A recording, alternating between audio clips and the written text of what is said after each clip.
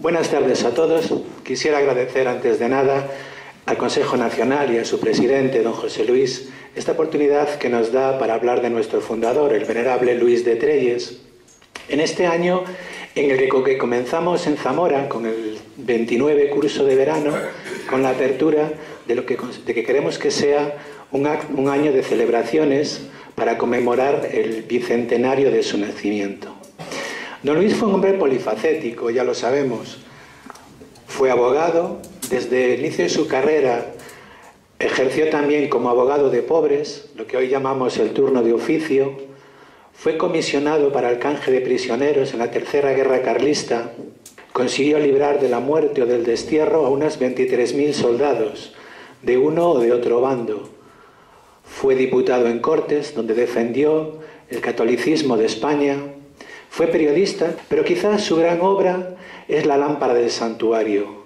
La lámpara del santuario fue una publicación mensual de 40 páginas dedicada exclusivamente a la Eucaristía, a propagar la devoción a la Eucaristía, y fue el órgano informativo de la adoración nocturna durante muchos años. Don Luis era su propietario, su director e incluso su único redactor. Eso es una enciclopedia eucarística de casi 10.000 páginas que salió en la totalidad de su pluma. Me gustaría resaltaros una cosa. La santidad de don Luis no es algo que hayamos descubierto pues hace 20, 30 años cuando se inició el proceso. Ya en vida, don Luis era considerado por muchos una persona santa, recta y piadosa. Son muchos los testimonios que tenemos en la fundación de cartas y escritos. Dejadme solo que comparta con vosotros unos cuantos. Mirad, en el año 1890, el censor de la lámpara del santuario en Zamora, presbítero don Juan María Ferreiro Rodríguez, reconocía a don Luis su elevación admirable. Mi pequeñez no alcanza los vuelos ascépticos a donde se remontan los trabajos de usted, inspirados al pie del tabernáculo. Otro testimonio también de 1890, de una carta del deán de la Catedral de Zamora, don Celestino Pazos Teixeira. Son para mí tan gratas las impresiones que usted me ha dejado, que con sumo gusto le recuerdo muchas veces, y principalmente en el santo sacrificio, y por la tarde, cuando para bendecir al pueblo y reservar, tengo al Señor de los señores en mis manos. No me olvido de usted nunca, y es grande mi pena por no haberle tratado antes personalmente. Quizás yo hubiera sido mejor. Otro testimonio es el de doctor Canillas Caridad, presidente de la sección de Zamora. El doctor Canillas era el confidente y amigo de don Luis en Zamora, y en su casa se hospedaba cuando visitaba esta ciudad, y en su casa murió. Haríamos traición a nuestra sinceridad si no lo expusiéramos tal como lo sentimos y tal como lo creemos.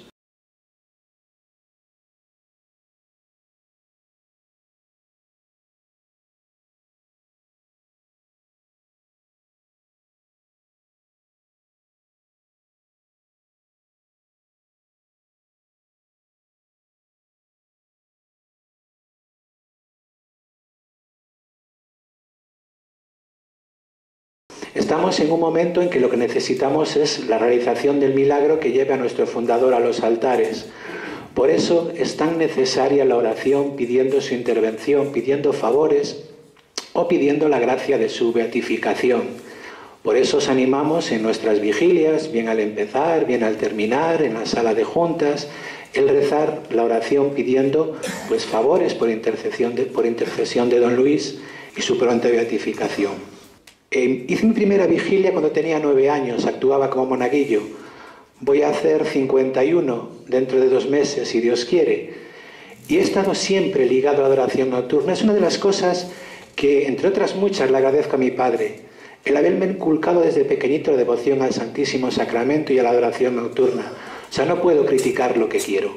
Utilice palabras de nuestro fundador. No llevamos, en verdad, nuestra osadía al extremo de presumir que decimos nada nuevo, ni que sea lo que digamos digno del objeto, y nos contentamos con promover el recuerdo de ciertas ideas y con invitar a los lectores, en este caso a los oyentes, a que sean por ellos más y más consideradas y mejor comprendidas. Llevo 5 años colaborando con la Fundación.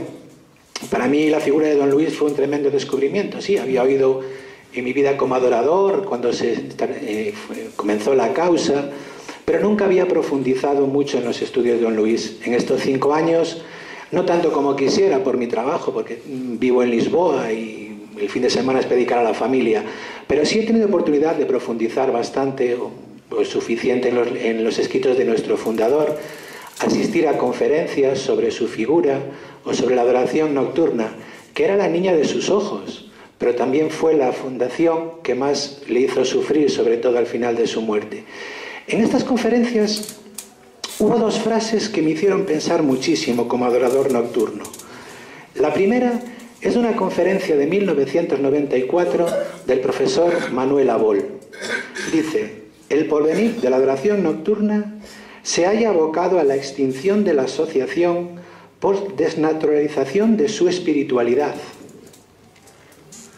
La segunda es del profesor Santiago Arellano, que dice: la adoración nocturna no rebrotará con todo su vigor en tanto no recupere la fuerza espiritual que le dio nuestro fundador. Desnaturalizar significa alterar las propiedades o condiciones de algo, desvirtuarlo. Los que estamos aquí llevamos ya muchos años en la adoración nocturna. ¿No tenéis la sensación de que nuestras vigilias tienen algo diferente a las de hace unos cuantos años? Y no me remonto siquiera a los años 60 con la vigilia de toda la noche. 10, 15 años tal vez. ¿No notáis que hay algo diferente, que hemos perdido algo? Yo he comentado este tema con otros adoradores y la gran mayoría de ellos coinciden en esto. Hemos perdido algo. Hemos perdido el espíritu de sacrificio. Nos hemos olvidado de cuál es nuestro carisma, qué es realmente ser un adorador nocturno. Hemos hecho nuestras vigilias más cortas, más rutinarias, más vespertinas. Ya ni siquiera asistimos a vigilias extraordinarias en nuestras diócesis. Ya no hablemos de la vigilia nacional, pero vigilias en nuestras diócesis. Hace poco se celebró mi sección las bodas de plata. Y fue muy triste para mí, no porque era mi sección, sino como adorador, comprobar que adoradores en una diócesis en que tiene en torno a 500 adoradores, había poco más de 100. Y fue más triste cuando la exculpa fue diciendo que, claro, es que coincide con la final de la Champions. Eso fue lo que más me dolió, sinceramente. Yo creo que la adoración nocturna y los adoradores, la adoración nocturna como obra, debería reflexionar. Esta misma mañana leía en El Mundo Digital una entrevista a un escritor, al escritor Aro, en el que decía que en la actualidad la religión más perseguida es el cristianismo. Mueren al año asesinados 150.000 cristianos.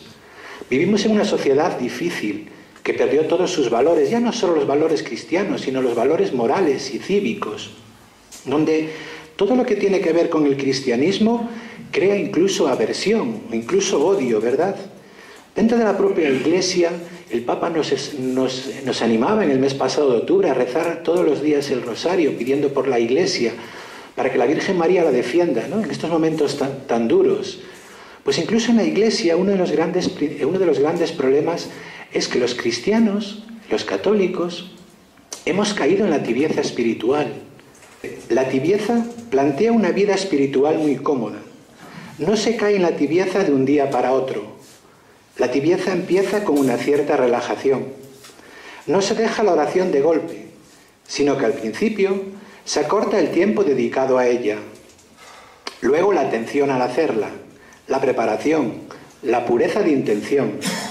La tibieza se convierte así en un proceso en donde la conciencia se va apagando, poco a poco, hasta llegar al punto donde ya no reclama, donde todo lo justifica, donde ya solo se ve la propia conveniencia. Dios nos libra, adoradores, de caer en la tibieza. Recemos mucho sobre este tema. Mirad, lo que escribía don Luis en 1876 en la lámpara del santuario, en un artículo que titulaba La salvación de España por la Eucaristía.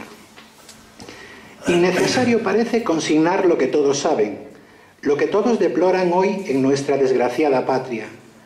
¿A qué repetir una vez más que la impiedad, la corrupción de las costumbres y la falta de prácticas religiosas son causa de los muchos males que la providencia divina nos envía, porque quiere salvarnos y hacer útil el precio inestimable de la redención? No puede negarse que las naciones modernas han prescindido por completo de la intervención de Dios en los acontecimientos humanos. O sea, don Luis vivió también tiempos muy difíciles, quizá tanto o más difíciles que los nuestros.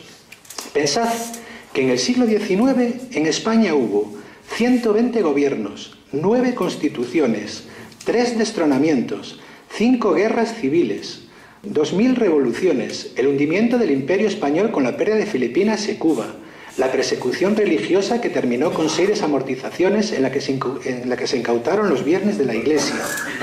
O sea, también fueron tiempos muy complicados los de nuestro fundador, pero no se amedrentó. Salió a la calle con la lámpara propagando la devoción a la Eucaristía, porque estaba convencido de que solo la devoción a la Eucaristía podía salvar a la sociedad de su época. Por eso fundó la adoración nocturna en España, para luchar contra la tibieza de la fe, como medio para desagraviar tantas ofensas que se cometían contra el Santísimo Sacramento y para impetrar a Dios por la salvación de todos los hombres. Pues impetrar significa pedir con ahínco, pedir constantemente. Y pedir con ahínco y constantemente la salvación de todos los hombres es una de nuestras obligaciones como adoradores, queridos hermanos. Una vigilia con los jóvenes, a nosotros, que llevamos ya muchos años en esto, os aseguro que vamos a aprender muchas cosas. O sea, yo tuve el placer de durante casi 10 años compartir con un grupo de jóvenes sus vigilias. Tuve el placer de organizar con ellos el Encuentro Nacional de Jóvenes en el 2010 en Vigo como conmemoración del Año Santo Compostelano, y tenemos mucho que aprender de ellos. Porque de verdad os lo digo, nos pueden enseñar muchísimo, sobre todo en el tema de la oración personal. ¿Alguna vez os habéis preguntado cómo nos ve la gente de fuera? ¿Habéis preguntado alguna vez a alguna persona que viene a nuestras vigilias qué le parece la adoración nocturna? ¿Qué conclusión sacó de esta vigilia? A lo mejor nos llevaríamos una buena sorpresa. Imaginaos que somos un grupo de amigos, 30, 40 amigos, y fundamos una peña futbolística. Vamos a seguir a nuestro equipo de comarcal o lo que sea, y el primer año decidimos que vamos a ir a todos los partidos. Fuera, en casa, a las asociaciones de peñas, a todo, lo damos todo ahí por nuestros colores. Segundo año en la Junta General decidimos que, bueno, esto de ir a todos los partidos, pues como que es muy cansado, no te deja un domingo libre. Decidimos que vamos a ir solo a los partidos de casa. Al tercer año decidimos que, bueno, lo de ir al campo de fútbol, hace frío, llueve, vamos a seguir la liga de fútbol sala, que juegan en un pabellón cubierto los domingos por la mañana, no nos coge frío y todo esto. El resto de los socios a lo mejor también se va. A mí el fútbol no me gusta, pero bueno, los que os gusta el fútbol, ¿os apuntaríais o os haríais socios de una peña como esta? ¿Veis un poco a dónde quiero llegar? A lo mejor es un poco exagerado, pero a lo mejor eso es lo que nos pasa. Mirad, hace 3, 4 años invité a una vigilia a un compañero de trabajo que por casualidad estaba aquí en Vigo. Él es portugués, Pedro Cruz, es un gran amigo mío, es un gran cristiano. Acabó la vigilia y le digo, oye Pedro, ¿qué te pareció la vigilia? Me dice, bueno. Y dice, pues mira Ángel, me pareció un grupo de hombres y mujeres rezando salmos, con un poquito de prisa, y que siendo adoración nocturna estuvisteis 3, 4 minutos adorando al Señor. Y tiene razón. Y tiene razón, queridos amigos. Y tiene mucha razón. Yo allí en Tui Vigo, y antes de comenzar siempre digo, vamos a rezar los salmos despacio. Los 2, 3 primeros estrofas, bien. A la cuarta subimos en la moto, ¡buah! y ya nos pisamos unos a otros, ya aquello no hay por dónde cogerlo. No lo hacemos intencionadamente, la verdad, pero es que llevamos tantos años haciéndolo que caemos en esa rutina. Don Luis en la lámpara escribió montones de veces alertando a los adoradores sobre esto, sobre no caer en la rutina, sobre cómo debemos rezar. Escribía: el espíritu del hombre es tan pequeño que aun en las oraciones más devotas, luego que las repite muchas veces, pierde de vista su significado y las dice maquinalmente y sin intención. Que rezando con reposo sentiréis en lo íntimo del alma la dulzura que produce una buena acción y esa quietud y paz interior que atestigua la presencia de Dios. Nuestras vigilias son un encuentro personal con Dios. Escribía en 1876: para oír y atender es forzoso callar. La oración es conversación de Dios con el hombre. Rezando le hablamos y orando le escuchamos. Mirad, don Luis conoció la adoración nocturna en 1862, en Francia, cuando asistía a un encuentro, a un congreso internacional de las asociaciones de San Vicente de Paúl, representando a Viveiro. Quedó enamorado de aquel modo de adoración a la Eucaristía. Y cuando volvió a España decidió fundarla o instaurarla aquí en nuestro país. Fue muy complicado porque imaginaos, en aquellos años revueltos, el buscar autorización para que un grupo de hombres, ya no digo hombres y mujeres, pero hombres, estuviese toda una noche en vigilia en una iglesia.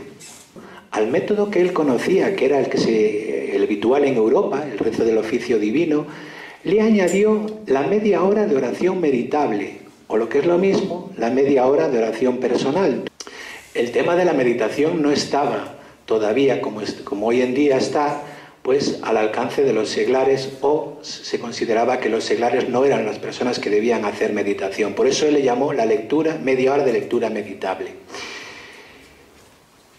Y esta es quizá, amigos, nuestro gran problema. No le damos importancia a la oración personal. No le damos importancia. Y como os decía antes, nuestras vigilias son un encuentro personal con Dios. Son el encuentro personal con Jesús. Está el mismo Jesús que en el huerto de los olivos, antes de entregar su vida por nosotros, le dijo a los apóstoles: ¿no podéis velar conmigo una hora? Velad y orad para no caer en tentación. Don Luis escribía en la lámpara también, animándolos a los adoradores a saber disfrutar de estos momentos íntimos con Dios. Escribía: ¿no oís la voz que sale del sagrario? Venid a mí, todos los que estáis agobiados de dolor y de tribulación, y yo os reconfortaré. Dulce voz que llega al fondo del alma y que nunca deja de escucharse en momento oportuno por el hombre de fe que viene abrumado al pie del altar. San Juan Pablo II, en esa preciosa encíclica que es Ecclesia de Eucaristía, que yo humildemente pues os recomiendo que leáis, e incluso que se debería en nuestros turnos de adoración pues leer y reflexionar, escribí algo muy parecido. ¿Cómo no sentir una renovada necesidad de estar largos ratos en conversación espiritual, en adoración silenciosa, en actitud de amor ante Cristo presente en el Santísimo Sacramento? ¿Cuántas veces, mis queridos hermanos, he hecho esta experiencia y en ella he hallado la fuerza, consuelo y apoyo? Esta imagen la utilizó don Luis desde el año 1873 hasta su muerte, en el 1891, para comenzar cualquier tomo de la lámpara del santuario. Bueno, para mí personalmente pienso que esta es la imagen que don Luis tenía de un adorador. El peregrino que al acabar su jornada descansa al pie del sagrario. Como os decía esta mañana también, apoya su cabeza en el pecho del Señor. Ese lema, alma mía, olvídalo todo, calla y reposa en tu Dios, fugue, tace, cuice. Esta es la fórmula espiritual de los padres del desierto: huye, calla, descansa. Don Luis lo extractaba así: fugue, la abstracción del mundo exterior. Lógicamente nos vamos a ir al desierto. Lo que quiere decir es que retirarnos a un lugar donde podamos estar tranquilos. Tace, silencio. Pero no solo el silencio que nos rodea, sino también del silencio interior, de acallar nuestra voz interior, de escuchar, estar preparados para escuchar la voz de Dios. Y cuice el reposo y la quietud posible del alma, que sirve de primer peldaño para la oración personal, el descansar en el Señor, el recostar la cabeza en el pecho de Jesús. Hay un detalle curioso en esta figura. En la figura del peregrino que veis, no se le ve la cara, no se le ven los ojos, la nariz, solo se le ve la oreja, el oído. Es como una evocación a ese precioso himno eucarístico de Santo Tomás de Aquino, el Adoro te devote. Al juzgar de ti, se equivocan la vista, el tacto, el gusto, pero basta el oído para creer con firmeza. Creo todo lo que ha dicho el Hijo de Dios. Nada es más verdadero que esta palabra de verdad. La adoración nocturna, amigos, no necesita actualizaciones. Desengañémonos, no hace falta actualizaciones. Necesitamos es resetearnos. Resetear no es otra cosa que volver a encender el wifi, el ordenador, el teléfono, lo que sea, para que se cargue el software original y trabaje con normalidad. La adoración nocturna lo que necesita es esto, resetearnos, cargarnos nuevamente con la espiritualidad que don Luis le dio a la obra. Solo así volverá a resurgir. Y la pregunta podría ser, bueno, ¿y cuál es el carisma de la obra que don Luis, o la espiritualidad que don Luis pensó para la adoración nocturna? No es muy complicado buscarlo. Tenemos 10.000 páginas de la lámpara del santuario donde nos habla nuestro fundador de cuál es nuestro carisma, de cuál es nuestra espiritualidad. Conocéis todos el libro Cruzando el umbral de la esperanza, ¿verdad?, de Juan Pablo II. Es un libro entrevista en que un periodista italiano le encargaron entrevistar al Santo Padre, San Juan Pablo II, con motivo del 15º aniversario de su pontificado. Bien, vamos a hacer un pequeño juego, si os parece. Vamos a pensar que nosotros somos el periodista, Vittorio Messori, o uno cualquiera, y que vamos a hacer una entrevista a don Luis de Trelles. Buenas tardes, señor Trelles. Muchas gracias por acceder a realizar esta entrevista en el 200 aniversario de su nacimiento. He asistido por curiosidad a algunas vigilias de la adoración nocturna en Vigo y quisiera que me aclarase algunas dudas. ¿Qué es la adoración nocturna a Jesús sacramentado? La adoración nocturna es un ejercicio de oración a Dios con el doble fin de desagraviarle de las ofensas del hombre, de coadyuvar, cuanto lo permita nuestra flaqueza, a la conversión del mundo pecador. Pero esto supone un sacrificio que desanimará a muchos católicos a pertenecer a la obra. ¿Qué les diría para animarlos? He aquí, mis amados consocios, a qué nos lleva la vela nocturna. He aquí nuestra vocación. Somos llamados a consagrar una noche al mes en obsequio de aquel que, desde hace 19 siglos, viene consagrándose incesantemente a ser víctima expiatoria de un mundo que no se lo agradece. Somos llamados a la adoración, a la oración, a la reparación de las divinas ofensas, en la audiencia privada que nos otorga el amor de Dios sacramentado la noche que hacemos nuestra vigilia. Las horas breves que sacrifiquemos a Jesús sacramentado serán las de mayor consuelo para nuestro espíritu en la hora suprema de la muerte. Las noches de vela consagradas a su guardia se convertirán en claro día sin ocaso, piélago de luz, de dicha y felicidad, en que el Rey de la Gloria vestirá a sus guardias de honor la librea de la inmortalidad, pondrá cetro en sus manos y diadema en sus sienes para que reinen con él perpetuas eternidades. Dígame entonces, ¿cuál es la misión del adorador nocturno? Acompañar al Señor, tomar parte en sus cuidados, adorarle cuando está solo, aplicar su pasión a las necesidades de la Iglesia y de los pecadores. pedir la tranquilidad pública y el alivio de los males privados, y la conversión de los pecadores, y la perseverancia de los justos, y la confirmación de los débiles, y la mejora de los tibios, y la frecuencia de los sacramentos, y la libertad de las almas del purgatorio, y la salvación de los enemigos, y la paciencia de los que sufren, y la humillación de los soberbios, y el triunfo de la Iglesia y la conversión del mundo, y la mejora del pobrecito pecador, y la luz para todos los que viajan por este valle de lágrimas, es la gran tarea de los adoradores nocturnos de Jesús sacramentado, y la mejor ocupación de los fieles cristianos. ¿Ha tenido alguna vez duda si esta debía ser la verdadera vocación del adorador nocturno? Vemos tan claro como la luz del día que tal es nuestra vocación de adoradores. Orar, meditar, satisfacer y reparar, interceder y compensar los ultrajes que recibe el augusto sacramento. Bosquejada ligeramente la vocación de adorador nocturno, humillémonos viendo que lejos estamos, queridos hermanos, de cumplirla. Para desempeñar dignamente semejante obligación, es preciso practicarla con gran devoción y profunda humildad. No cabe duda, pues, que la labor del adorador nocturno es encomiable, pero ¿cree que realmente los adoradores de hoy en día son conscientes de ello? Grande cosa es, ¿por qué negarlo?, el culto y adoración a Jesús sacramentado durante la noche, robando el tiempo al descanso de la noche, para consagrarlo a tan sublime ocupación. Pero el ejercicio de esta obra supone la atención debida y constante del adorador y la intención permanente que reclama tan sublime ocupación.